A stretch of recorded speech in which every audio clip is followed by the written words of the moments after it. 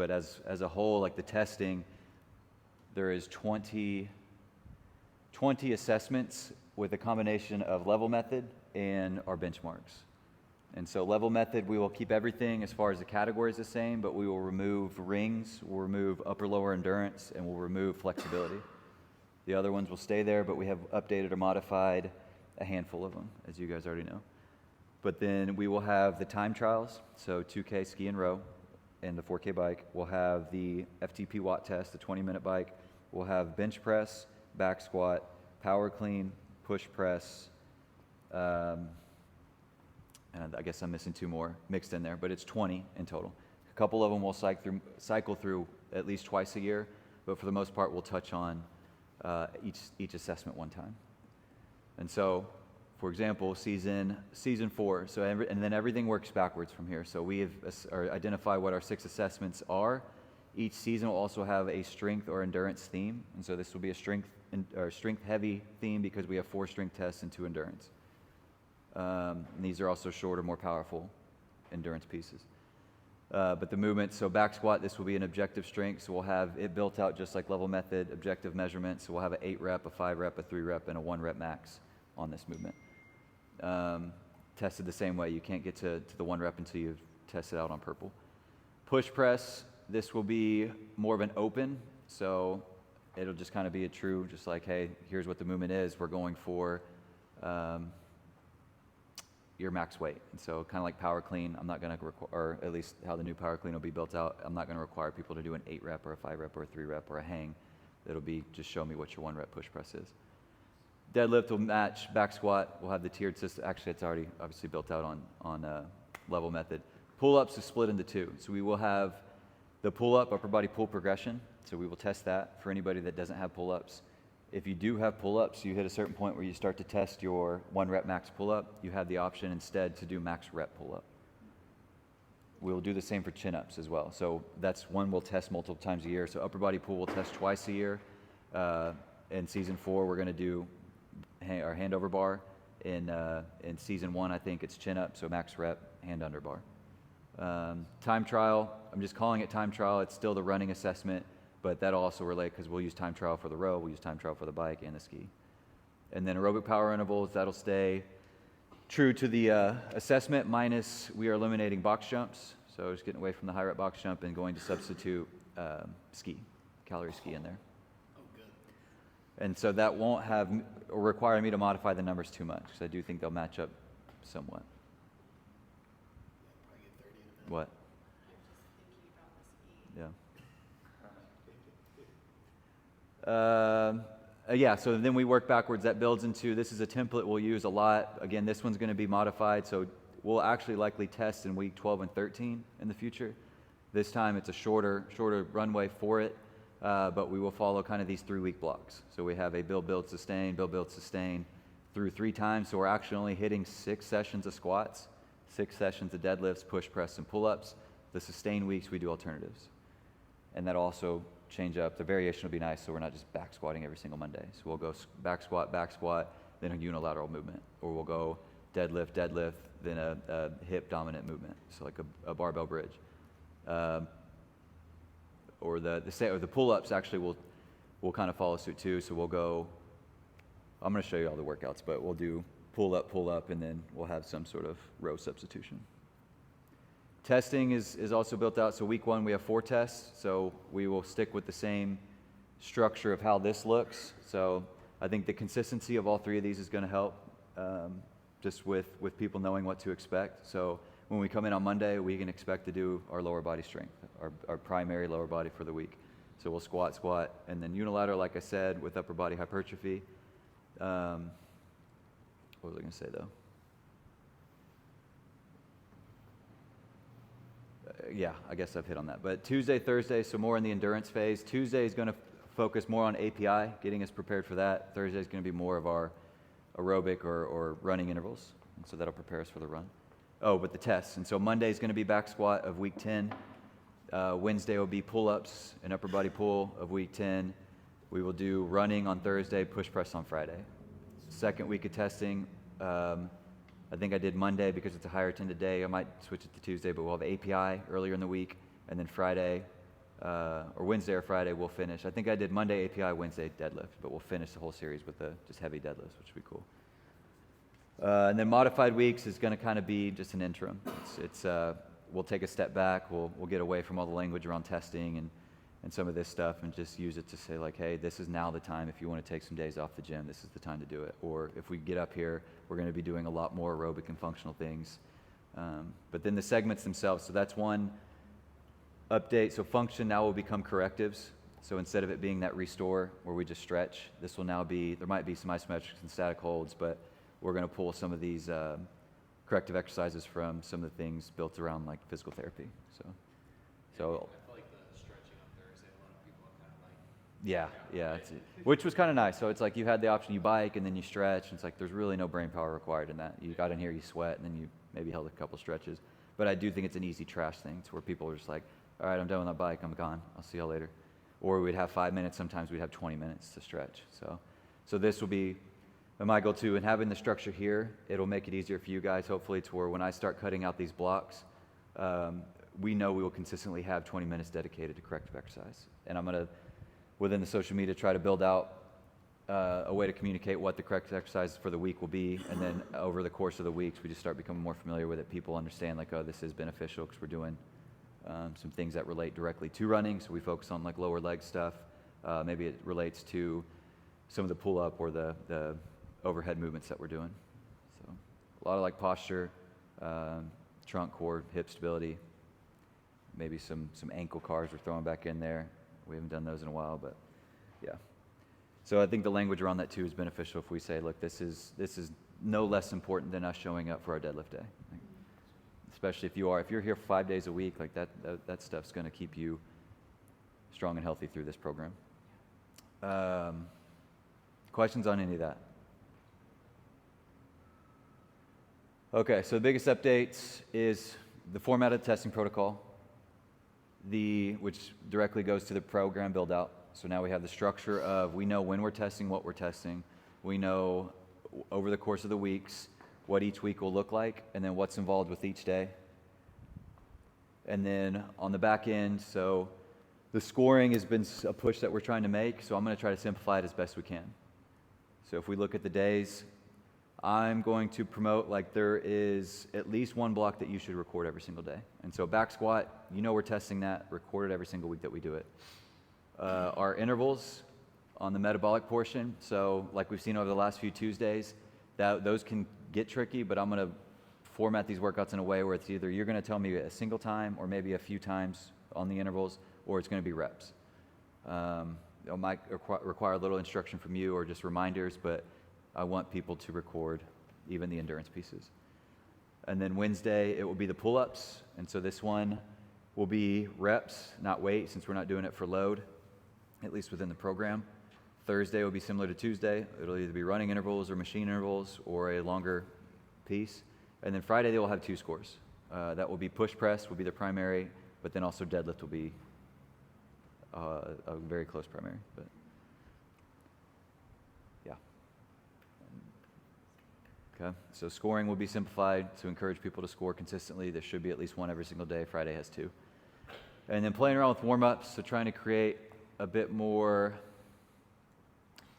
just some change in that. So I want to make them more fun, but I want to make them a little bit more like play involved. So doing some things that we just don't really do regularly, but also things that are a bit more like nervous system focused. So really kind of ramping up.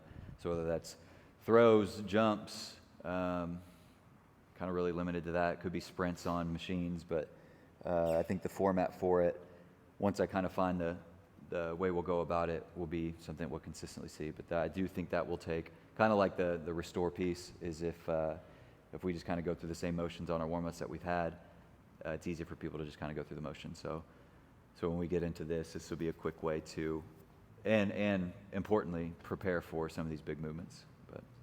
But I think. Have you started playing around with that this already? No, barely, yeah. I'm excited for it because even it was like the ball day, people were like, oh, I'm warm. And I'm like, just how you should be. Yeah. So I think having that, and even today, like the line drills, I think just changing it up some. Yeah, and that's not to speak negatively towards like what we've been doing. No, I think it just has a mix-up, but there's nothing wrong with us prescribing like general like mobility.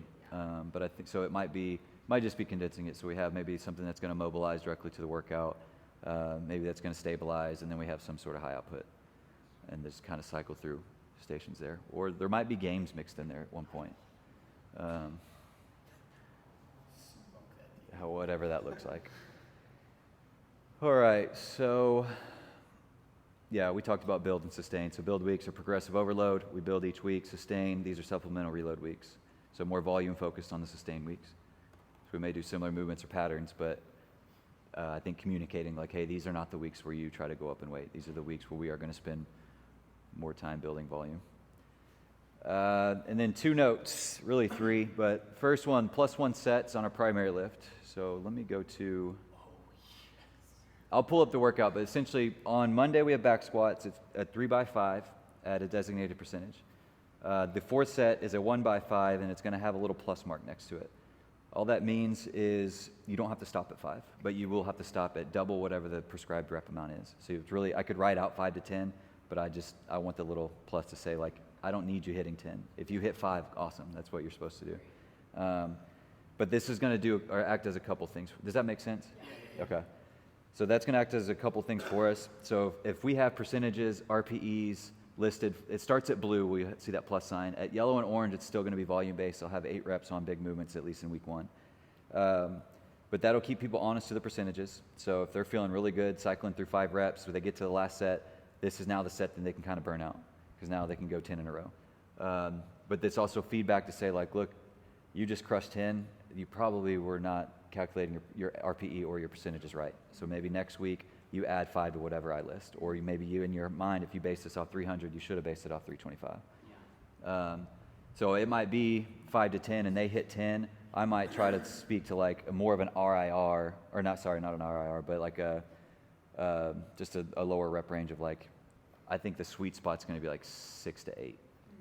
Because it's like, all right, we saved a little bit in the tank, but not so much so towards, yeah, I think it'll be all over the place. I think that'll be new to everybody, so. Do you think you'll ever implement that on a day with more volume, like the standardized rep count is 10?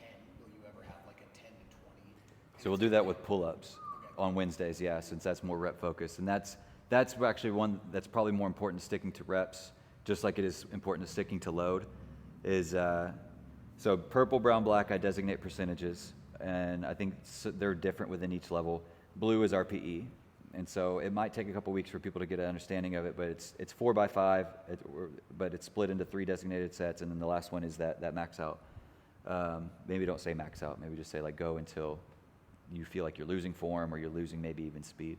The pull-ups, I think on the levels, it's strict pull-ups at body weight. It goes 5 for guys, 3 for ladies at purple, I think 7-5 for brown, and maybe 9-6 for black. And so I think some people may look at it and be like, I can do 9, and then set 2 or 3 fall off. And so I would encourage them to be like, look, go with the number you know you can hit every single set. And then that's the way we save that last set. That's when you get to max it out or really burn it out. Because it's going to be less beneficial if they jump into 8 and they go 8, 8, 6, and then 4. And so it's helping frame for these people like, hey, I'm telling you that you're doing 4x6 at this weight. That means 4x6. Yeah. If you cannot complete 4x6 and have an opportunity to hit 4x7 on your last set, yeah, you're too heavy. 100%. I think that's actually, I would rather emphasize, like today we got 4x5 today, and here's the percentages and efforts we have listed, and then like keep that as the main focus and be like, so let's calculate our numbers, figure out what we want to start at, we'll build to that, and then we'll start the clock for our working sets. But notice there's a little plus sign on your last set. And so on that, and that's when you can kind of lead into like what that actually means and looks like. Versus that being the emphasis for like people kind of gaming it to where it's like, all right, I got 3 sets, I'll kind of do this weight, and then my last one I'll see. Yeah.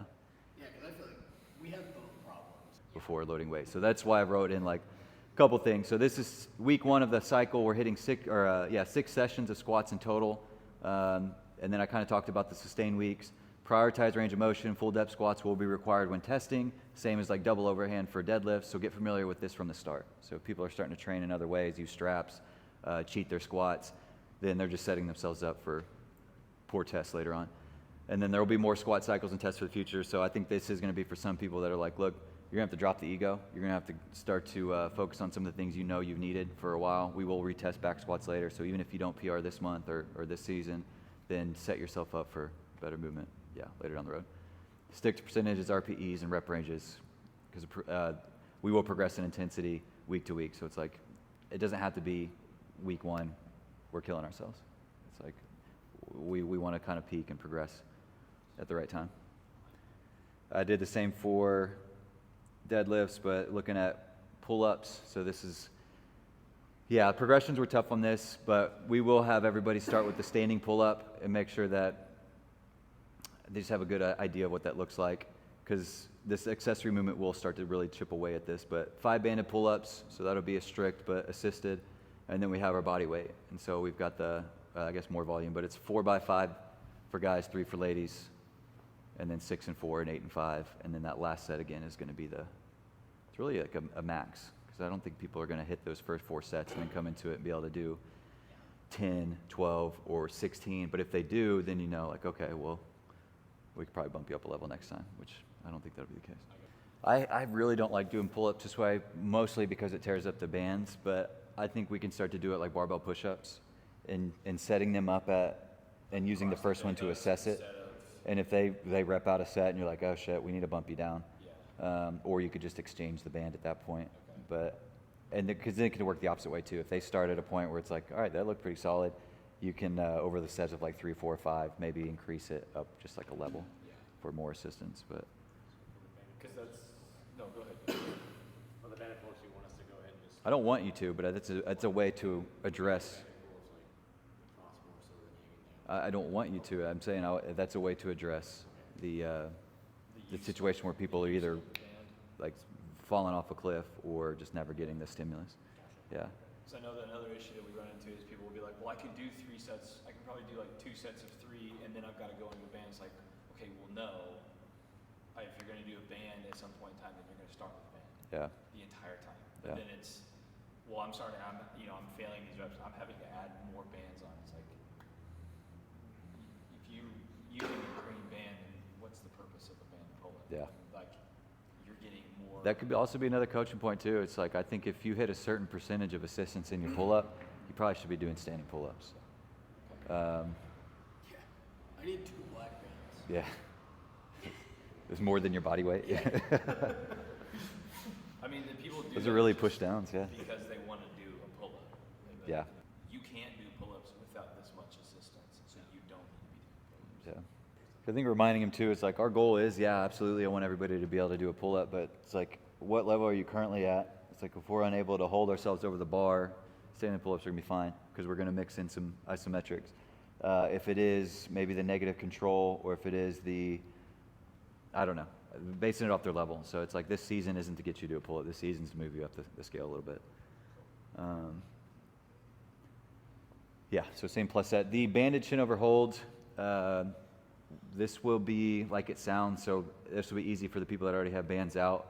But everybody will set a band, again, whether that's going to be horizontal or I'd prefer them to hook it from the top and pull and hold. So it's an assisted chin over bar hold. So it's supposed to be challenging. They are flipping their grip, so instead of going here for the hold, they're just going to go here for the hold. It's just to accumulate, so it's over the course, you'll get almost a minute in that isometric. And then it's that 10 seconds is after every set? Yeah. Only after, okay. Yeah. Yeah, so they hit their set of pull-ups immediately, and they can even on the last rep go into their hold. Yeah, 1, 2. Actually, no, because they'll need to assess the band, yeah. And then you could scale it however, so it's like, try to have the minimal assistance that you can, but I do want you to have some. So it's like higher levels, if you're strong in your pull-ups, grab a red. Mid levels, higher levels, I'd maybe cap you at green, yeah.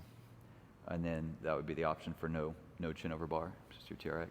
See if there's anything here. Push press deadlift. We got a push press prep. This will be more on an EMOM style. Oh, partner resisted kettlebell swing. There's a video for that, but essentially they're just going to load up the kettlebell swing. They'll get to this point, and their partner's going to be here. And then tell them not to be an asshole about it, but they are providing a little bit of tension through it. So it's a quick snap down, so they have to decelerate and then load it back up. Okay, if you intentionally hurt your partner doing this, I get to beat the Yeah. shit out of you. I get to do it to you next. And then same thing with notes. So talked about use the standards, set the standards early. And then scoring for both these are easy. It's combined barbell weight. I do need to add that to blue. So it'll always be written under blue, like normal. On the pull-up, so scoring, So this one might keep people honest too, is like, I only want to score the reps that they got on their unbroken set. So if I choose to do, again, this is where I said simplifying scoring, but just whatever they get without stopping. So if they choose to do 6, they only get 5, then it's like, well, you did purple. Right 5 in that set. Whatever you did for set 2, set 3, set 4. That way too, at set 5, we will have an idea of who's hitting more than the prescription. Scoring, goal is to get more people to score consistently. Movement standards and coaching, I think maybe there's anything here that you have questions about. So like back squat, cues, and what our standard is. I think we're all clear on at least the standard, right? Depth within the squat, hip extension at the top. Can we get clear though? So for me, it's like, I want this hip crease in line with the knee, not this bottom of the thigh parallel to the floor. I feel like that's a little difference that I see most of ours. Does that make It should be, yeah, it makes sense, yeah. I think the standard that I will communicate to people is that there should be no question Yeah. that you're achieving the depth of the squat. Yeah. So if you tell people like, yeah, it is going to be like a parallel thigh, Yeah. like don't flirt with like what that's even close to. Go below it. Right, no, I think some people think about the bottom of the thigh being parallel, but yeah. So maybe it's better to say your hip crease needs to be below your knee. Yeah. I like that. Okay. So there should be a negative angle at your thigh, Yeah. even if it's minimal. Yeah. So yeah, And then as always, leave no doubt. I think that's the easiest way. So if we have a negative femur angle, then that is a good squat. Yeah. Yeah. But I would use that early on. I would say like first few weeks, really hammer it. Just kind of be over the top about like, look, this is what our standard is. And that could be on an individual level, like with whoever. Like, hey, need you to get a little bit lower. And if it's a mobility restriction or a movement restriction, it's another thing. So that could be another conversation instead of just like forcing people to go lower. But I do think there will be a couple people that it'll just be like a reminder, like this is what I'm looking for. Like, oh, okay, cool. Or this is going to be something where you're going to have to strip some weight. Like I know I've seen you squat in our warm up, we did air squats, you had no issue. Or when you were warming up, you had no issue. So this is clearly like a weight thing. It's changed your pattern. Yeah, yeah. What about like, so a good example is Wes, like he can squat, but he can't achieve full depth without that man's heels coming up. And I'm cool So with at plates. I was gonna say, at what point Yeah. it's like, if that across the board is like, hey, if your ankle mobility is the biggest restricting factor, then let's elevate your Yeah, if you can find like the safest way to do it. So I'm while cool with achieving that full depth. cool with shoes. I'm cool with plates. Okay. Yeah, all that. Belts are fine. Sleeves are fine. Freaking a suit's fine. That'd be so sick. Somebody coming here with a fucking squat suit on. To do It would be, three by great. five. It would be great. Grizzly boots are gonna want Knee sleeves, Yeah. knee shoes. I was picturing a dress. like a three-piece suit. Like a tux. You're so And you can- musical.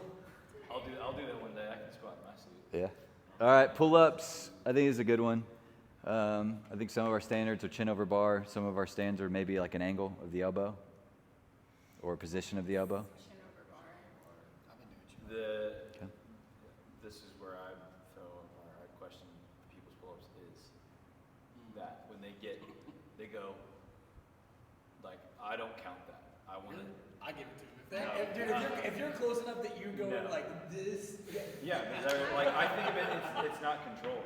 Like at that point in Do you time, like mean- they may be able to get here, but then they go and they throw their head up there. Are you saying the difference between like I get here and I'm like, Yes, I don't count that. I do. that's a pull. I No, this I won't give it if it's like if they're like, they're like, see, like I'm looking. like, but if you're, bro, if you get here and then you're just like, But like, there's still room for you to pull. You just I'm- hold I'm on. giving them that. There's a little oomph at the end. If your chin's over the bar, I'm giving it to you. And there's no kipping. Or yeah, let's see. Now if you're like, Yeah. If Chin there's, over. if there's a hip push with it, no. But if it's just a, I'm looking for. yes. I want to see your chin clearly over the bar. Well, I'll tell people not to. Because like when we good thing I'm tested, assessing. back when we tested it and we did, the weighted pull-ups, like I didn't get my chin over the bar in the last one that I did, and I'm not gonna count it. Well, yeah, because your chin wasn't over the bar. But because it was here. I was here, but I didn't get clearly visible over the bar. Like that's what I'm looking. Well, it That's sounds like you have all of us saying That's one fine. for bar is the standard, right? But with no, like, to your point though, no kipping, no extra. Yeah. It needs to be smooth, yes, but I think standardizing it that way does simplify it a bunch, but it's kind of like the squat pattern. So it's like you were built in a way to where it's like you might be more femur or torso dominant, so your squat pattern changes, so it might be harder to achieve depth. I do think there's something to pull-ups as well, to where it's like it could be a mass thing, but you get to a certain point where like this angle shows that's a good pull-up for me, but I might be at my nose. Like, to me, I care a lot about the difference of, like, if I had you do that right now, not testing it, how would you do it? Versus, like, if it looks different to me, like, well, like, if we were doing warm-ups on squat, and you're fucking all the way here, and then all of a sudden you put 385 on, because you're going to 1 rep today, and you're telling me that your 1 rep is right here, like, no, it's not. I also think it comes back to just leaving no doubt. Like, if we're on a rep, I'm like, I don't know, like, then it probably isn't a rep, right? But I also think, like, videoing pull-ups can be really I helpful. agree. I think there needs to be a clear and understood standard. That's why I ask, because it's just like, Well, then let's coach that way. So chin over bar is a standard, and then I would say like, look, this might put you in a place where the coach might turn you down. Yeah. So Depending on who you just get. be strong and get yourself on there. yeah, it's like, it's the difference between a lockout and a deadlift. Like, some may say that you get like right here, and like, yeah, you're locked out, you're good, but you're not here. That didn't count, and that was your 1 rep max. Sorry, dude, you didn't go, you were here, not here. There's a difference. You didn't lock out. All right, chin over bar, we'll go with that, but I do think there's some discrepancy of like, are you leaving no doubt? Are you, this is a big difference, or it's a difference between this and you just looking eye level. So you can say that, like, look at me or whatever this is out in front of you the whole time. But it also kind of dependent too. It should be the same standard across the board. But if somebody's doing their first pull up and they're there, like, oh, I'm like, fuck yeah, good job. That's a pull-up. Honestly, I'm not gonna be sitting there like, no. I do better pull-ups than you. They're gonna be like, hey, fuck height. I'm not going to height class. I'm on it. Which I'm cool with too. Be like, dude, no, 40 other of us have had to hit that standard. But I wanted to clarify that standard because Yeah. there is discrepancy with Yeah. that. And there are people that are good at pull-ups that will do it chin over here, but I don't see that, me personally, I don't see that as a completed rep because I'm not seeing control of your full. shoulder position is another thing too, because I think you pulling here and being maybe in that point versus like here, that's a big difference too. Well, that's also goes with like proper coaching and form, getting the lats engaged. But I was gonna say, I think the bigger issue that we're gonna see is people using the rest of their body now. Right. Yeah. Yeah, if you use anything at all extra in just for pull-up, then you're. All right, y'all, I don't want this to run too long. All right. No, that's good. It's important. So we'll touch on it again before we actually get to the test, but starting to communicate that standard, I think, early, like everything else. Deadlift, we're good on. Double overhand. Control to the floor. Yeah, it does have to be reset. So like Kyle said, full extension of the hips, shoulders back, head up, and then control back down to the ground. No drop at any point. And then API stuff we don't need to touch on today. We're running. So as long as those big movements that we will see within our program cycles are good, these two will just kind of be more so the metabolic pathways than the actual movements The themselves. only thing with push press too is catching the straight legs. Oh, yeah, we skipped that. Right, full lockout. Full lockout. Not a jerk. Yep. We good on that. One Push dip. press, push jerk. Okay.